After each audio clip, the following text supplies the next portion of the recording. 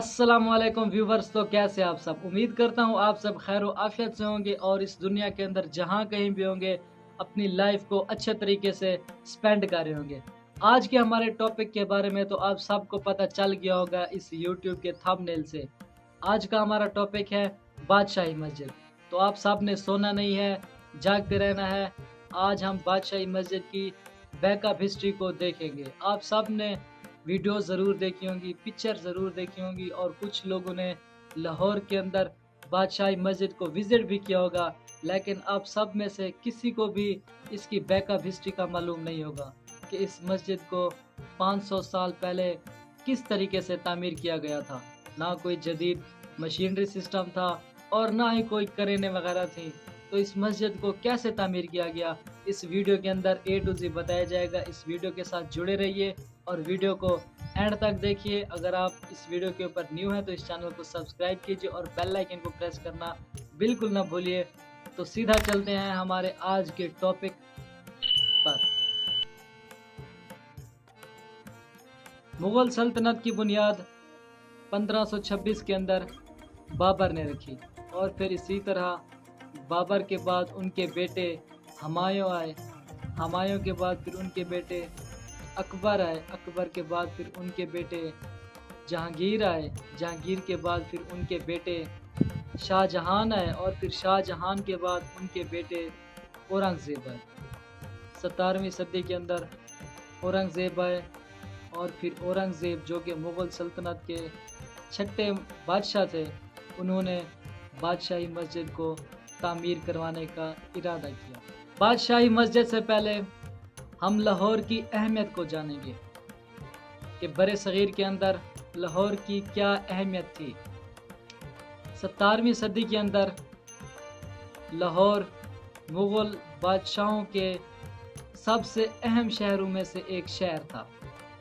लाहौर सिर्फ मुग़लों के लिए एक शहर नहीं था, बल्कि ये फ़ौज, तालीम, सकाफ़त और फिर मुग़ल सल्तनतों के निज़ाम और उनकी इंतज़ामिया के लिए एक बहुत बड़ा मरकज़ था।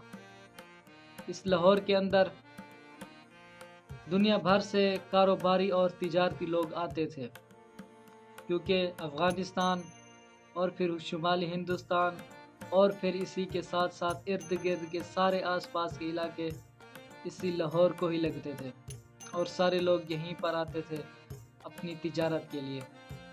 फिर मुग़लों ने इस लाहौर के अंदर रहना शुरू कर दिया। फिर मुग़ल्स ने अपने दरबार भी लाहौर के अंदर लगा लिए और फिर सल्तनत के सारे फ़ैसले मुग़ल्स लाहौर के अंदर कर रहे थे। फिर वक्त के साथ साथ मुग़ल्स को एक मस्जिद की ज़रूरत हुई, एक ऐसी मस्जिद जो शाही किले के बिल्कुल साथ भी हो और फिर नमाज के साथ साथ ये ईदगाह के लिए और फिर नमाज के लिए, नमाज जनाजा के लिए और इसी तरह मुग़लों के इंतज़ामिया के लिए ये मस्जिद काम आए। तो मुग़ल्स ने एक मस्जिद तामीर करने का इरादा कर लिया। औरंगज़ेब 1658 के अंदर इक़्तिदार में आए।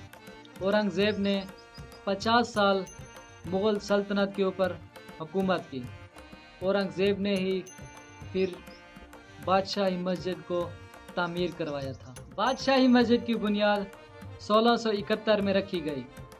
बादशाही मस्जिद की निगरानी मुग़ल दरबार के आला अफसर फ़कीरुल्लाह खान ने की।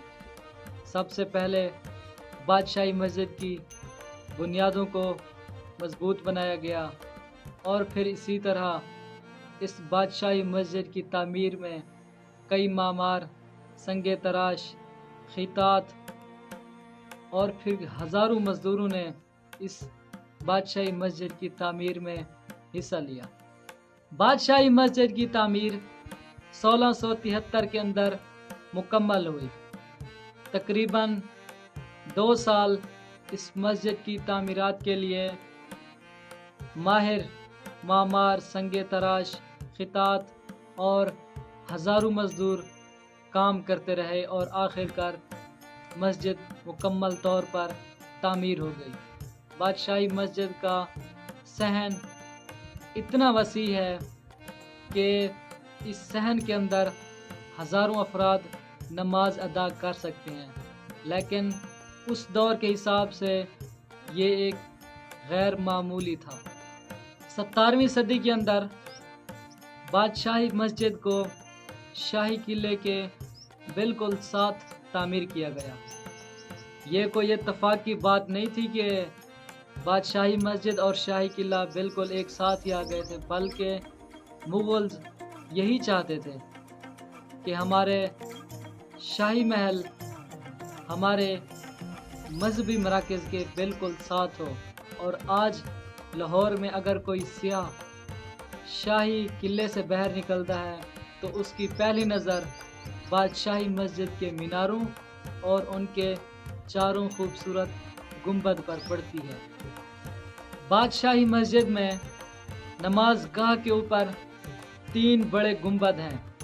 درمیان والا گنبد بڑا ہے اور ان کے ساتھ والے 2 گنبد درمیان والے گنبد کی نسبتاً چھوٹے ہیں۔ ان گنبد کے اوپر سنگ مرمر استعمال کیا گیا ہے، کیونکہ دن کے وقت جب ان کے اوپر روشنی پڑتی ہے تو یہ چمکدار اور خوبصورت نظر آتے ہیں۔ ان تینوں گنبد کا ایک اور راز بھی ہے، وہ یہ ہے کہ مغلز دور کے اندر لاؤڈ سپیکر نہیں ہوتے تھے، اور مسجد کی تعمیر کے دوران اس چیز کا خاص خیال رکھا گیا، اور پھر اسی طرح امام کی آواز نمازیوں تک بآسانی جا سکے۔ آج 2026 کے اندر بادشاہی مسجد پر سپیکرز لگائے گئے ہیں تاکہ مسجد میں اذان کی آواز پورے لاہور کے اندر گونج سکے۔ بادشاہی مسجد کے اوپر 4 مینار بنائے گئے تھے۔ ان 4 میناروں کا مقصد دور سے آنے والے شہری کے لیے لاہور میں انٹری کی پہچان بھی تھا، اور پھر اس کے ساتھ ساتھ یہ 4 مینار لاہور کی شان میں اضافہ بھی کرتے تھے۔ اور پھر ان 4 مینار کے اندر گھومتی ہوئی سیڑھیاں، اور پھر ان میناروں کے اوپر سے پورا لاہور شاہی قلعہ نظر آتا تھا۔ بادشاہی مسجد کے اندرونی حصے میں محرابوں پر اور دیواروں پر قرآنی آیات لکھی گئی ہیں، اور پھر اسی طرح پھولوں اور جیومیٹریکل ڈیزائن بنائے گئے ہیں۔ یہ سب کچھ ہاتھوں سے بنایا گیا تھا، اور یہ اس دور کے فن ماہرین کو متاثر کرتا تھا۔ بادشاہی مسجد ایک عبادت گاہ نہیں ہے، یہ مسجد اس دور کے عظیم انجینئرنگ کا ایک شاہکار ہے۔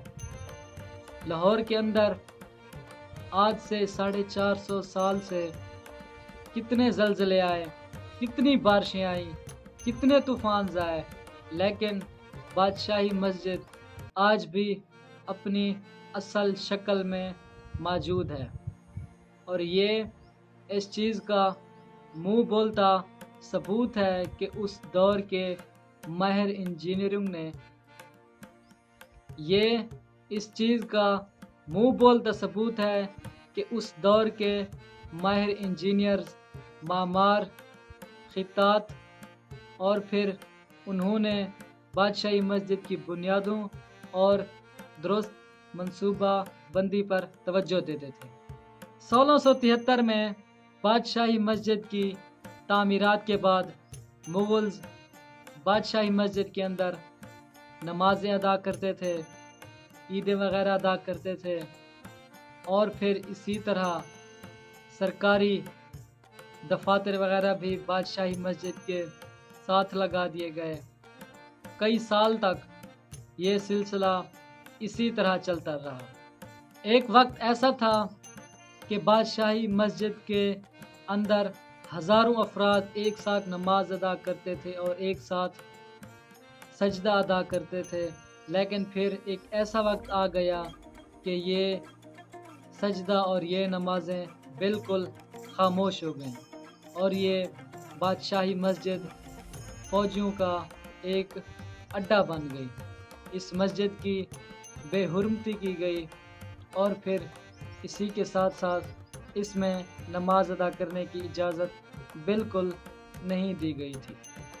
لیکن 1707 میں اورنگ زیب کا انتقال ہو گیا۔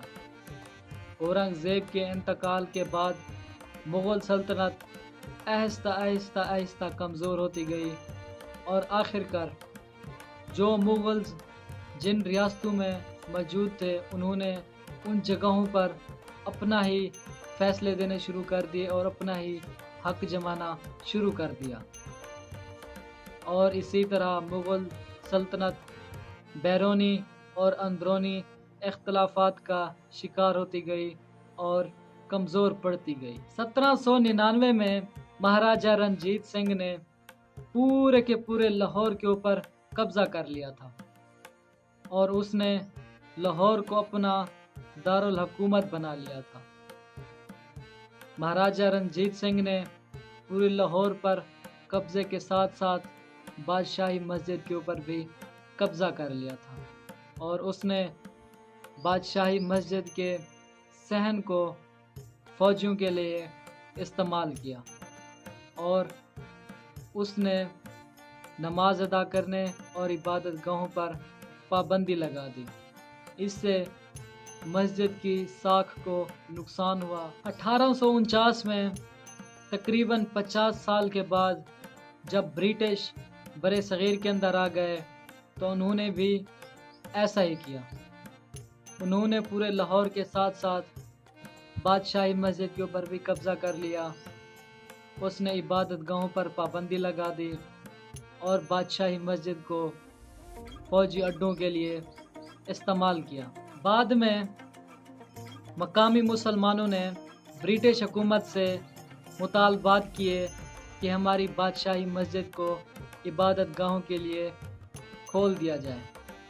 آخر کار برٹش نے بادشاہی مسجد سے اپنے فوجیوں کو ہٹا لیا اور برٹش نے عبادت گاہ کے لیے بادشاہی مسجد کو کھول دیا، کیونکہ بادشاہی مسجد کی اصل شکل تبدیل ہو چکی تھی۔ پہلے سکھ پھر برٹش آئے اور پھر 19ویں صدی کے آخر میں بادشاہی مسجد کی مرمت کا کام کیا گیا اور بادشاہی مسجد کی بنیادوں کو مضبوط کیا گیا اور بادشاہی مسجد کو مغل طرز دیا گیا۔ امید کرتا ہوں آپ سب کو ہماری آج کی ویڈیو بہت ہی پسند آئی ہوگی اور آپ نے ہماری آج کی ویڈیو سے بہت کچھ انفارمیشن حاصل کی ہوگی لاہور کے بارے میں، بادشاہی مسجد کے بارے میں، اور پھر اسی طرح بادشاہی مسجد کو کس نے تعمیر کیا اس کے بارے میں، اور پھر برِ صغیر کے بارے میں، برِ صغیر کی 1000 سالہ ہسٹری کے بارے میں ہماری ویڈیو اس چینل کے اوپر آلریڈی اپلوڈڈ ہے۔ اس چینل کو اوپن کیجئے اور برِ صغیر کی 1000 سالہ ہسٹری کو دیکھیے۔ اگر آپ ہمارے اس چینل کے اوپر نیو ہیں تو اس چینل کو سبسکرائب کیجئے اور بیل آئیکن کے بٹن کو پریس کیجئے۔ ملتے ہیں نیکسٹ ویڈیو میں، تب تک کے لیے اللہ حافظ۔